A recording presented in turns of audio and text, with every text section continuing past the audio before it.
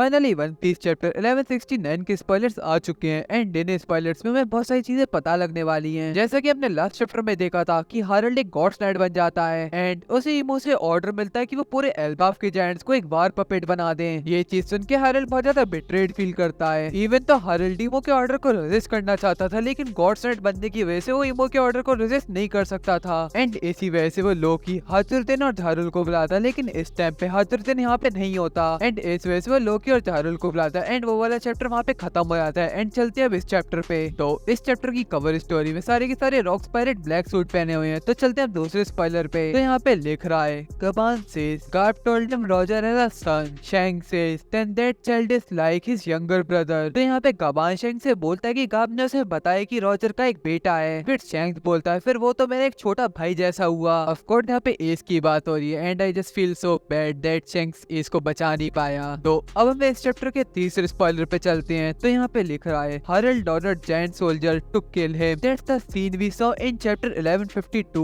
When Loki and Jarul arrived to the castle. तो यहाँ पे हारल्ड जायंट सोल्जर्स को ऑर्डर करता है कि वो उसे मार दे और यही सीन हमने चैप्टर 1152 में भी देखा था जब लोकी और झारुल कासल में आ जाते हैं। तो इस चैप्टर के नेक्स्ट स्पॉइलर में लिख रहा है Shanks explains that he is in Elbaf to tell Harald not to accept the knights of god position. तो फाइनली हमें शैंक्स के एल्बाफ में होने का रीजन पता चल गया है। शैंक्स बताता था कि वो एल्बाफ में इस वजह से क्योंकि वो हारल्ड को बताना चाहता था कि गॉड्स नाइट की पोजीशन एक्सेप्ट ना करे वो। नेक्स्ट स्पॉइलर में लिख रहा है Harald explains Loki, Jarul and giant soldiers that he worked with the government and they betrayed him. Then he asked Loki to kill him and to tell Elbaf what happened. तो यहाँ पे हारल्ड लोकी, झारुल और giant soldiers को बताता कि world government के लिए काम करता था और इन लोगों ने उसे बिट्रे कर दिया और अब वो लोकी से बोलता है कि वो उसे मार दे और एल्बाफ को बताए कि यहाँ पे क्या हुआ। एंड अब हमें यहाँ पे सच भी पता चल गया है। हमें पहले लगता था कि लोकी ने हारल्ड को मारा है, लेकिन इन ट्रुथ हारल्ड ने लोकी से खुद बोला था कि उसे मार दे। तो अब हम मूव करते हैं नेक्स्ट स्पॉइलर पे। तो यहाँ पे लिख रहा है Harald orders Loki to eat the legendary devil fruit otherwise he won't be able to kill